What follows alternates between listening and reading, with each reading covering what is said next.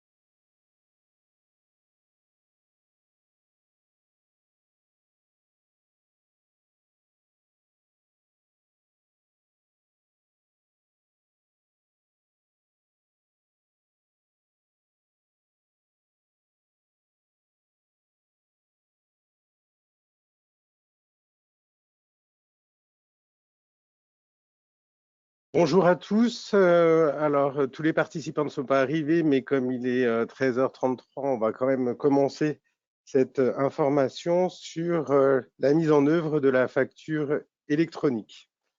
Donc, je suis Damien Blanc, expert comptable chez AHA depuis de nombreuses années et on est là pour vous accompagner sur la mise en place de cette facture électronique dans les années qui vont venir. Vous verrez dans la suite de ce que je vais vous présenter qu'il s'agit aujourd'hui d'une information qui doit vous permettre de réfléchir sur cette mise en place dans vos entreprises avec les connaissances et les informations dont nous disposons aujourd'hui.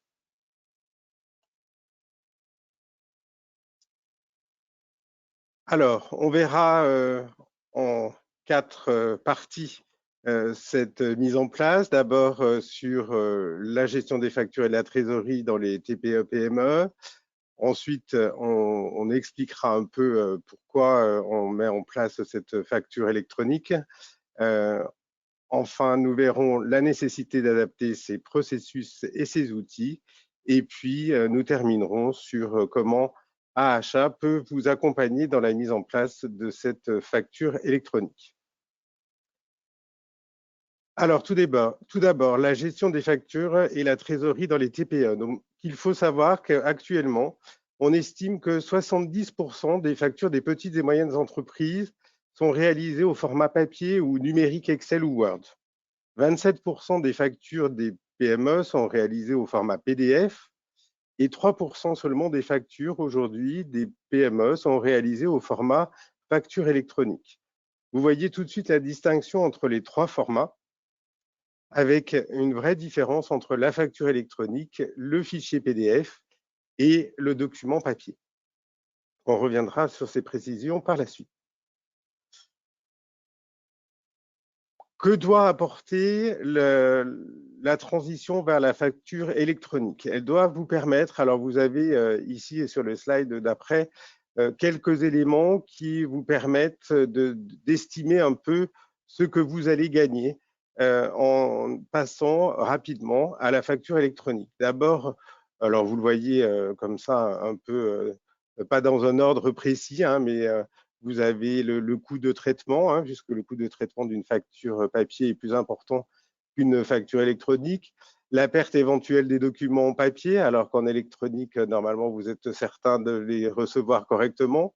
Le manque de traçabilité de la facture papier, les lenteurs aussi. le manque de visibilité, éventuellement des erreurs de paiement ou des factures en doublon ou des retards de paiement, puisque les factures peuvent ne pas être reçues, alors qu'en facture électronique, elles seront forcément reçues par les destinataires. L'absence de piste d'audit fiable, on reviendra là-dessus, qui est une obligation fiscale. Et puis, un traitement des factures papier qui est beaucoup plus important que le traitement de la facture électronique. Alors, si on précise un peu ce qui peut arriver dans vos entreprises, vous voyez la perte de temps liée à la relance des clients pour qu'ils payent, où ils peuvent s'excuser de ne pas avoir reçu vos factures papier, par exemple. Ce ne sera plus possible avec la facture électronique. La perte de temps sur la collecte des factures pour les transmettre à votre expert comptable. Puisque quand vous avez du papier, vous n'êtes pas certain d'avoir reçu à temps toutes les factures. En facture électronique, dès l'émission, elles vous seront transmises. Les problèmes de délai de paiement et de gestion de trésorerie, un client ne pourra plus vous dire qu'il n'a pas reçu. Et les échéances étant indiquées sur les factures, remonteront automatiquement dans la gestion des futurs logiciels utilisés. Vous pouvez aussi avoir des problèmes pour rechercher des factures si elles sont mal classées, alors que la facture électronique sera forcément classée à un seul endroit dans un logiciel ou dans une gestion électronique de documents. Alors, bien qu'il y ait un volume de factures très faible estimé pour les TPE-PME, puisqu'on estime en moyenne à 100 factures fournisseurs par an et à 200 factures clients par an, les ressources dédiées au traitement de ces factures sont très importantes. Alors, vous le voyez aussi ici rappelé rapidement, et vous voyez surtout que le coût moyen estimé d'une facture est à 3 € en version électronique contre 8 € en émission et 14 € en réception au format papier. Donc ça, c'est le coût qui a été estimé par l'administration sur le traitement des factures entre le temps passé au classement, au traitement, à la réalisation, à l'envoi des factures, à l'ouverture du courrier, etc., etc. Donc, dans ce contexte, en pleine évolution, on va faire avancer pour mettre en place la facture électronique. Ah, j'ai été trop vite. Alors, la facture électronique, elle est née quand? Elle est née en 2020 par la loi de finances qui avait prévu sa mise en place pour la période 2023-2025. Donc, on aurait été très rapidement concerné par la mise en place de cette facture électronique, puisque la première loi prévoyait la mise en place en 2023. Cette mise en place a été reculée de 18 mois avec une première application en 2024 et étalée jusqu'en 2026 en fonction de la taille des entreprises, mais pas dans la totalité. Vous verrez que pour tout le monde s'applique une partie du traitement de la facture électronique à partir du 1er juillet 2024. L'administration fiscale, puisque c'est elle qui oblige la mise en place de cette facture électronique, avait bien sûr pour objectif de simplifier à terme les obligations déclaratives, notamment en matière de TVA, grâce à un pré-remplissage des déclarations et derrière, bien évidemment, de changer le mode de contrôle effectué par l'administration sur la partie TVA, puisqu'aujourd'hui, nous avons un contrôle a posteriori par des contrôleurs qui interviennent dans les entreprises et qui viennent contrôler si les déclarations sont effectuées correctement.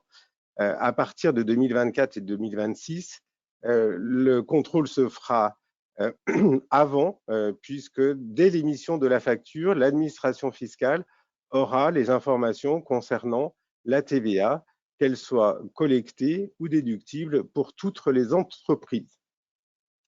Ça doit permettre aussi, c'est un des arguments de l'administration, de faciliter les relations entre les entreprises et de renforcer leur compétitivité, d'améliorer la détection de la fraude, ça c'est pour l'administration, et puis bien évidemment d'améliorer la connaissance en temps réel de l'activité des entreprises, puisqu'elles auront, l'administration aura donc l'information sur les facturations et sur les encaissements et les délais de paiement, etc., etc. C'est donc une nouvelle façon de travailler à distance. Alors, on a déjà été impacté par ce système sans avoir recours à la facture électronique, puisqu'en effet, lors des confinements, reconfinements ou bien en télétravail, de nouvelles habitudes de travail ont permis de continuer, en tous les cas pour nous, notre activité de déclaration mensuelle de TVA. Et la facture électronique, bien évidemment, est un moyen aussi d'éviter tout arrêt de production et de déclaration de TVA dans d'éventuelles périodes de reconfinement. Vous avez pendant cette période beaucoup utilisé les outils de scannerisation des factures. Attention, scanner une facture n'est pas une facture électronique. C'est bien différent et c'est ce qu'on va voir par la suite. L'administration, bien sûr, pousse dans ce sens-là, hein, puisque déjà depuis très longtemps, les déclarations fiscales sont dématérialisées, pratiquement toutes, hein, les déclarations de TVA, d'impôt sur les sociétés, d'impôt sur le revenu, toutes ces déclarations sont aujourd'hui dématérialisées. L'administration met en place aussi un guichet unique. Il y a aussi l'enregistrement automatique des procès-verbaux, l'utilisation de Chorus Pro pour les factures avec les entreprises du secteur public, qui est là aussi la transformation de factures en factures électroniques. Et enfin, ce qui va arriver en 2024, la généralisation au secteur privé, donc de la mise en place des factures électroniques.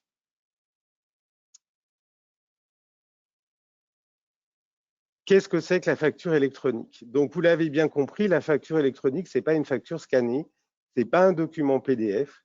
La facture électronique, c'est un document électronique, scellé électroniquement, qui part sous forme de fichier, soit alors une facture EDI, soit une facture X de type hybride. Pour vraiment comprendre ce que c'est, vous le voyez ici, en fait, c'est un fichier envoyé avec une partie, comment dire, avec un contenant au format XML sous forme structurée de données et un contenant au format PDF qui est rendu lisible par un opérateur humain. Dans le meilleur des deux mondes, il faut, on verra comment ça va se passer, mais ce sera donc le même modèle pour tous les fournisseurs et tous les clients. Et ensuite, le client qui recevra sera libre de soit conserver uniquement le fichier, soit conserver le document PDF pour son utilisation. Alors ça, ce sont les mentions obligatoires qui doivent être transmises dans le fichier et sur le document. Vous voyez qu'il y a les dates d'échéance, les dates de livraison, le régime de TVA, etc., etc.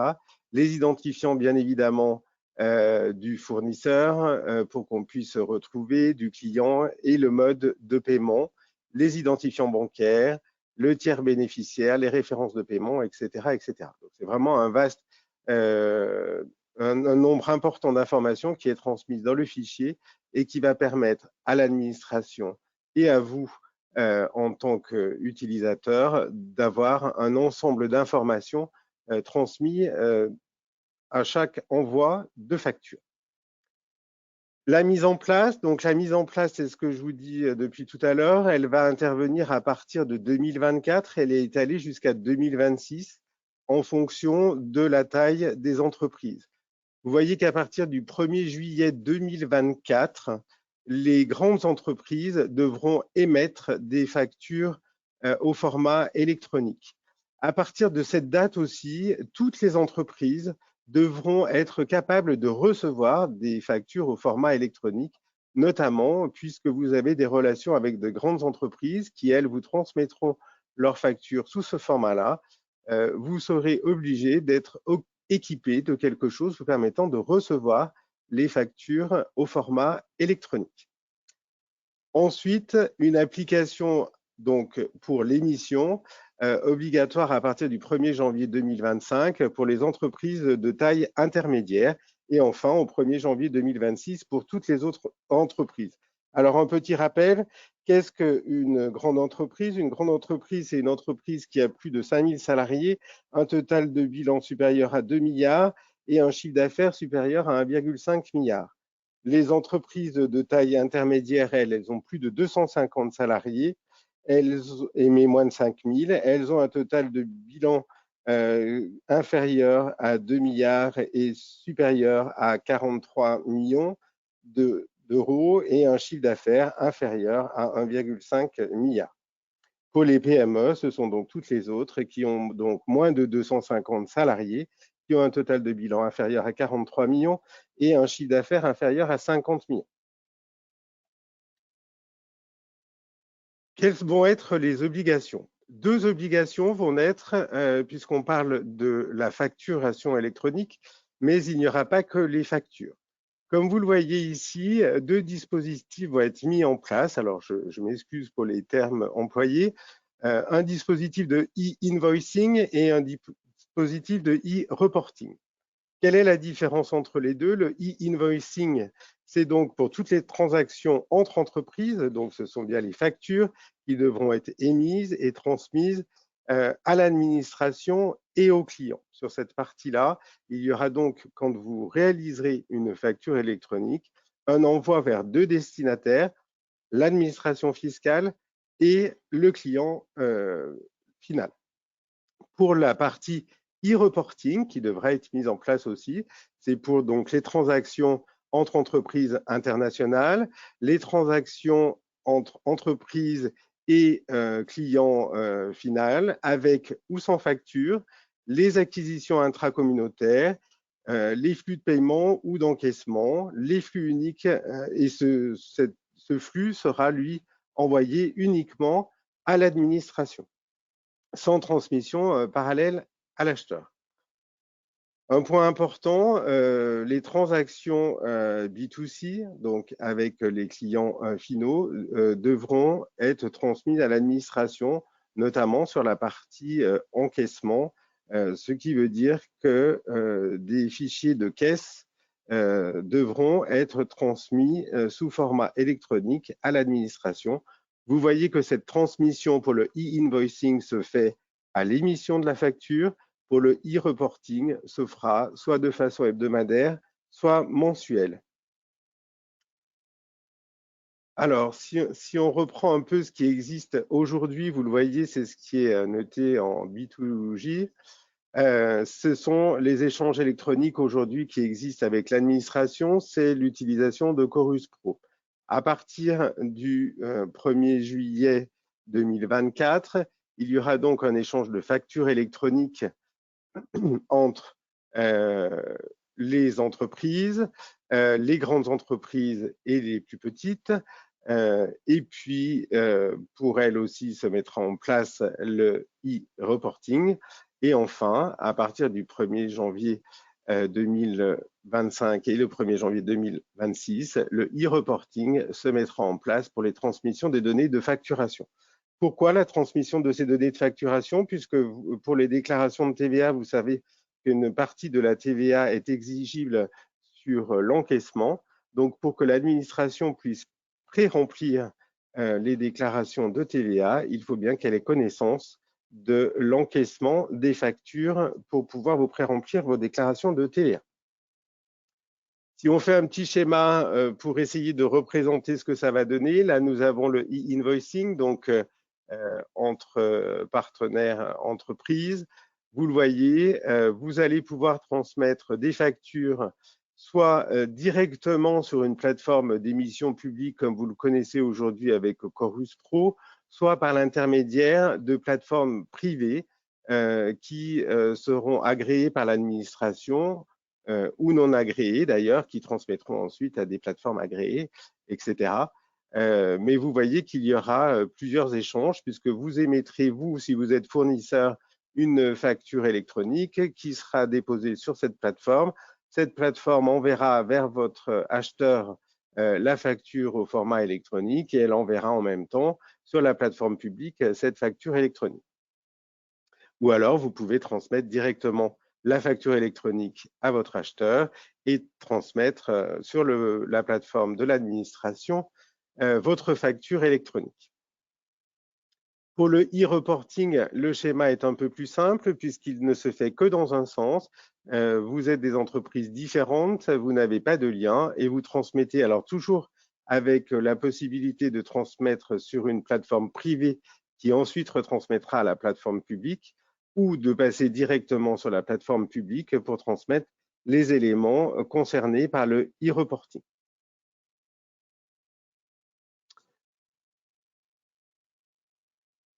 C'est donc en effet un nouveau monde qui s'ouvre à vous, puisque ça va révolutionner totalement la gestion administrative et comptable de votre entreprise, le papier disparaissant, l'utilisation quasi obligatoire de logiciels de facturation, même si c'est déjà le cas aujourd'hui plus ou moins par l'administration, le traitement de données et forcément la dématérialisation de toutes les données qui concernent la facturation ou la réception de factures. Ce qui vous permettra en effet, avec l'utilisation de logiciels, d'avoir une meilleure gestion de la trésorerie. Les échéances étant connues, il sera très facile d'effectuer des relances éventuellement auprès de vos clients qui ne vous auraient pas payé. Et il sera aussi très facile de prévoir la trésorerie puisque les dates d'échéance seront connues à l'avance et gérées par un logiciel.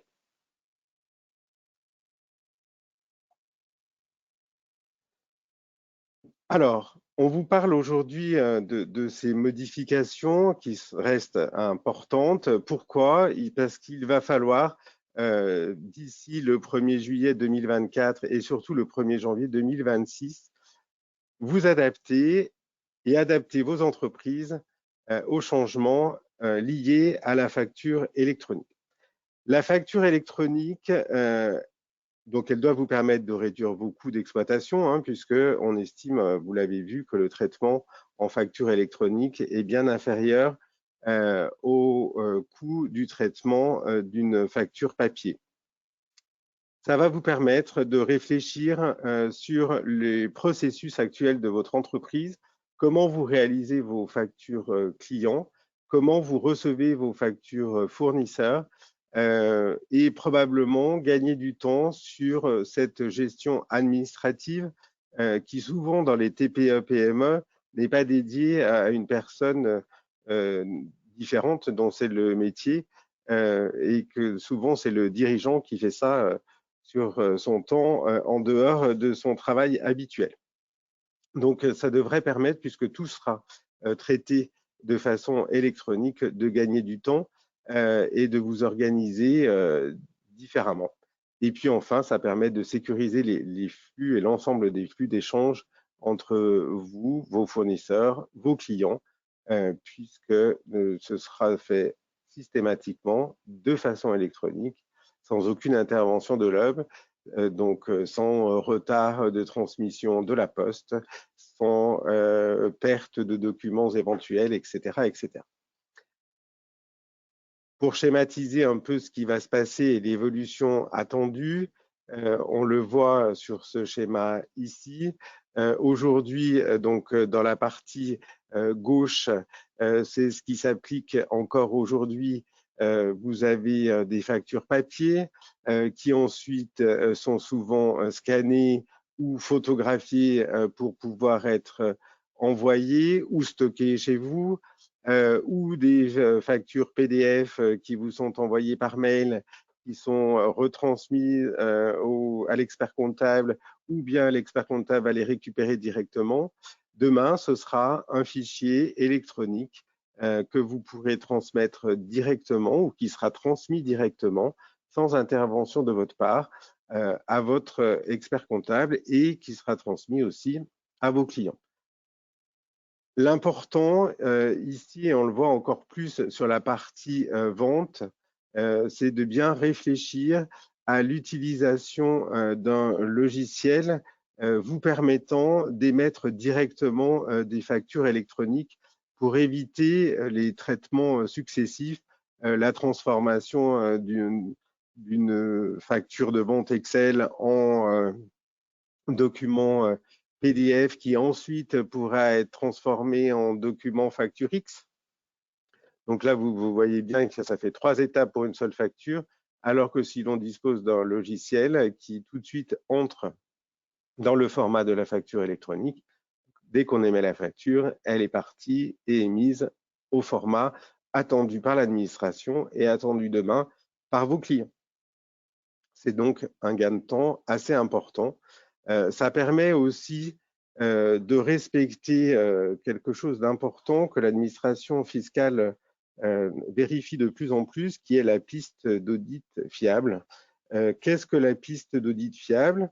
Donc, ce sont les entreprises qui émettent ou reçoivent des factures par tout autre moyen que par un moyen électronique, qui doivent mettre en place des contrôles organisés et permanents, établissant une piste d'audit fiable entre les factures émises ou reçues et les livraisons de biens ou prestations de services qui en sont le fondement. Donc ça, toute entreprise doit pouvoir, en cas de contrôle de l'administration fiscale, justifier que les factures qui sont émises correspondent bien à des prestations ou des livraisons de biens qui ont été réalisées, donc avec des biens qui ont été achetés, et on doit pouvoir suivre jusqu'au client final le bien acheté en amont. De la même chose sur les factures d'achat, on doit pouvoir justifier que l'achat correspond bien à quelque chose qui a été utilisé par l'entreprise. Demain, en facturation électronique, d'office, cette piste d'audit fiable est attribuée à la facture électronique puisqu'elle est émise par un fournisseur qui vous a identifié comme le client et du coup, c'est plus facile pour l'administration d'être certain que le fournisseur et le client utilisent les mêmes éléments pour leur comptabilité.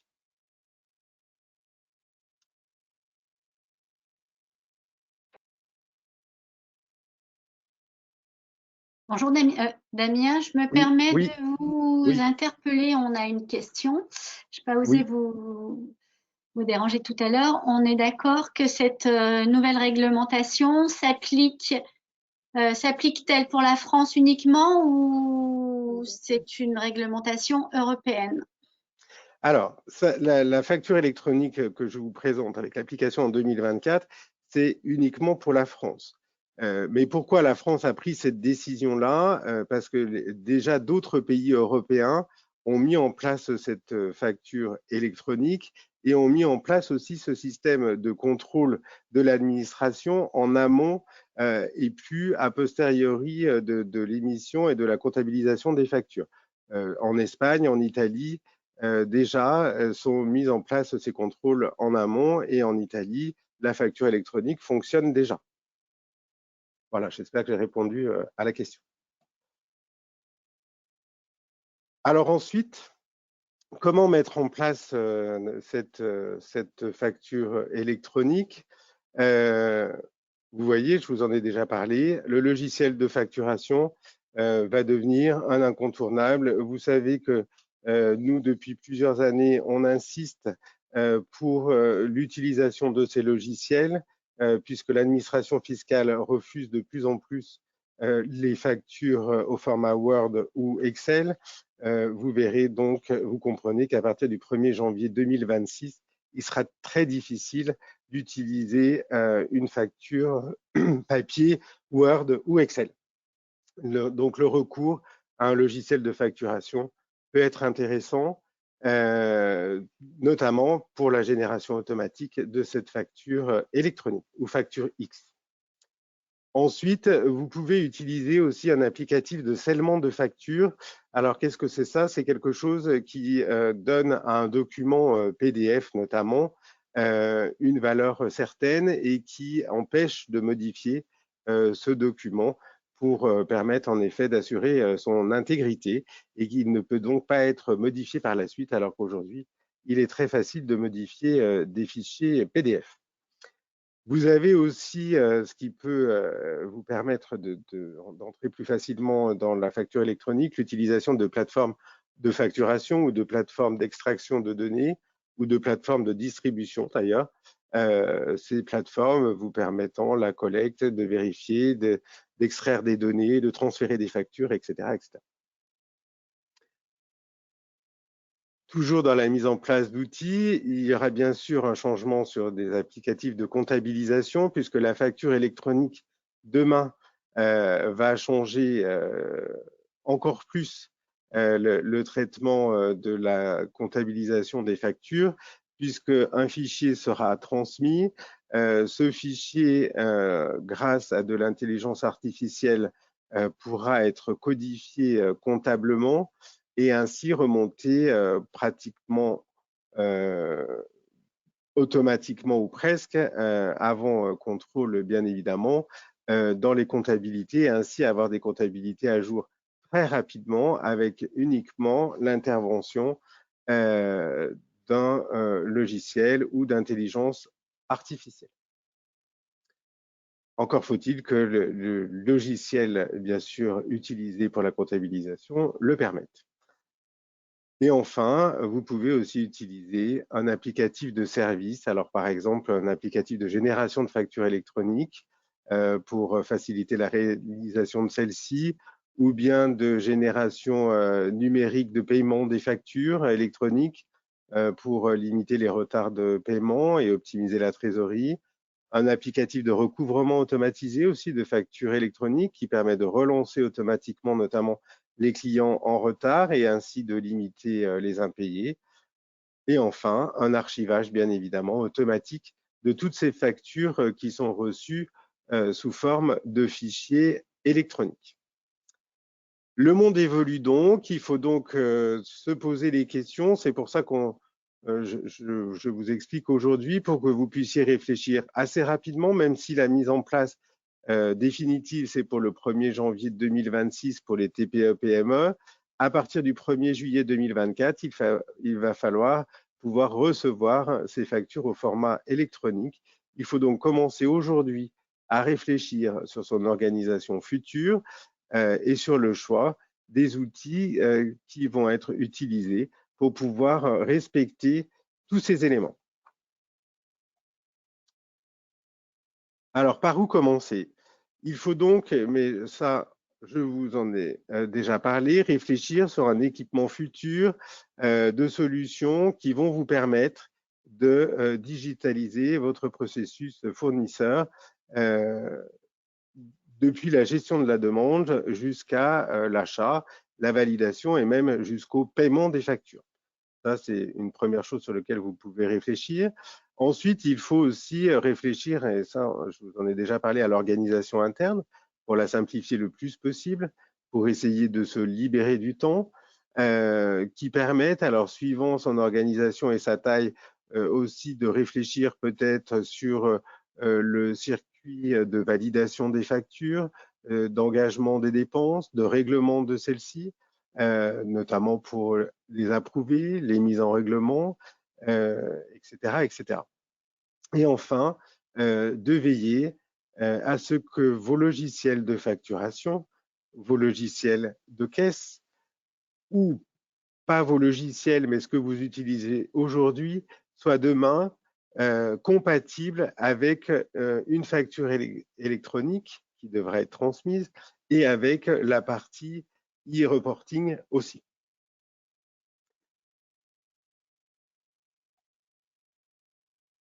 Nous, à Achat, notre rôle, comment on vous accompagne? Alors, on vous accompagne d'abord parce qu'on commence à vous faire réfléchir assez tôt, c'est la première chose. Ensuite, on vous propose déjà dès aujourd'hui des outils qui vont remplir, on le sait, les obligations à partir de 2024 et de 2026. On vous demande déjà d'utiliser depuis très longtemps un logiciel qui permet de scanner les factures au minimum, mais qui permet aussi de faire plein de choses, on le verra par la suite. Et ce logiciel va être demain une plateforme certifiée par l'administration fiscale. Donc, en continuant d'utiliser Use, dont vous avez tous entendu parler probablement en travaillant avec AHA, vous pouvez assez facilement remplir toutes les choses que nous venons de voir, notamment sur la partie gestion des règlements, sur la partie transmission de la facture électronique, sur la partie gestion des échéances, etc., etc. Donc, dès aujourd'hui, nous pouvons vous offrir, si vous ne l'avez pas déjà mis en place, des solutions qui, demain, permettront le traitement, l'émission, la réception de factures électroniques par vos entreprises. Nos solutions, elles répondent donc à la capacité à automatiser les processus de saisie et de validation des factures. Donc ça, c'est notre solution Use.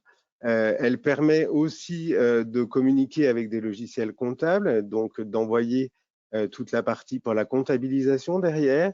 Elles sont accessibles bien évidemment de partout et sur n'importe quel support, et elles sont conformes à la réglementation actuelle et à la réglementation future. Use permettant notamment de respecter la piste d'audit fiable et l'archivage légal. Comment ça se passe et comment ça va se passer avec l'utilisation précise de Use? Vous le voyez, Use va être une plateforme de dématérialisation partenaire de l'administration. Elle va être immatriculée par l'État et elle pourra donc transmettre les factures électroniques à leurs destinataires, que ce soit l'administration ou le client. Use, donc, vous permet de plus de gérer beaucoup plus de choses qu'uniquement la facture électronique, puisqu'elle vous permet de gérer toute la partie achat, validation de facture, capture automatique, enregistrement automatisé dans la comptabilité, validation par diverses personnes des factures.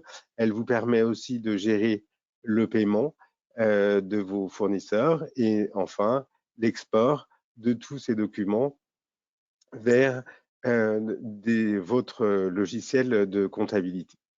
Vous le voyez, dès aujourd'hui, AHA, qui est à l'écoute des modifications de son environnement, vous propose une solution qui, même si aujourd'hui elle n'est pas aboutie totalement, sera capable dans l'avenir de remplir toutes les conditions nécessaires pour pouvoir très facilement émettre et recevoir des factures électroniques.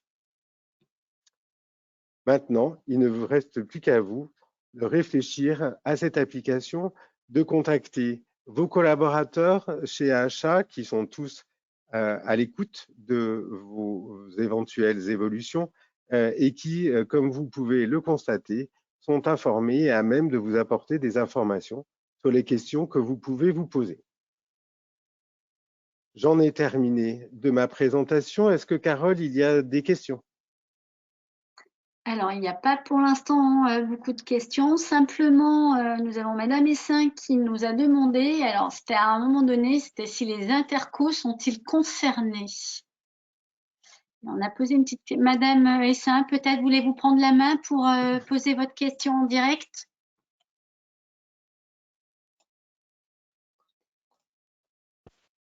Vous m'entendez? Oui, bonjour. Bonjour, bonjour Monsieur Blanc. Merci pour cette présentation. Moi, j'avais plusieurs questions, effectivement. Alors là, vous nous avez présenté une solution. Est-ce que également vous proposez, hormis la solution qui va peut-être être développée par ailleurs en interne chez nous, est-ce que vous proposez surtout des aides pour savoir comment nous devons nous structurer en interne et des audits en fait? Bien sûr, oui, oui.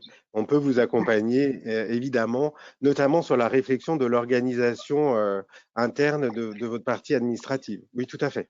Voilà, parce que nous sommes un agent commissionné travaillant pour une société qui n'est pas basée en France. Nous émettons des factures au nom de cette société qui est basée aux Pays-Bas.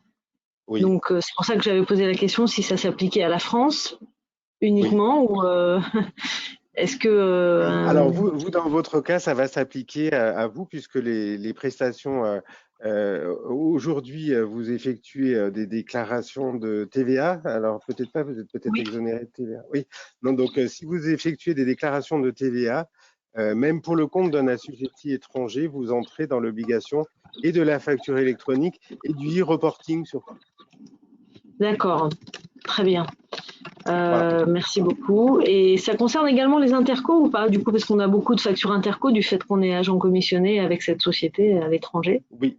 Oui, puisque c'est pareil, interco, vous devez aussi les déclarer à des fins statistiques et oui, vous aurez aussi une obligation en e-reporting sur les intercos. Donc, ce sera uniquement une information vers l'administration fiscale. D'accord, merci beaucoup. De rien. Merci.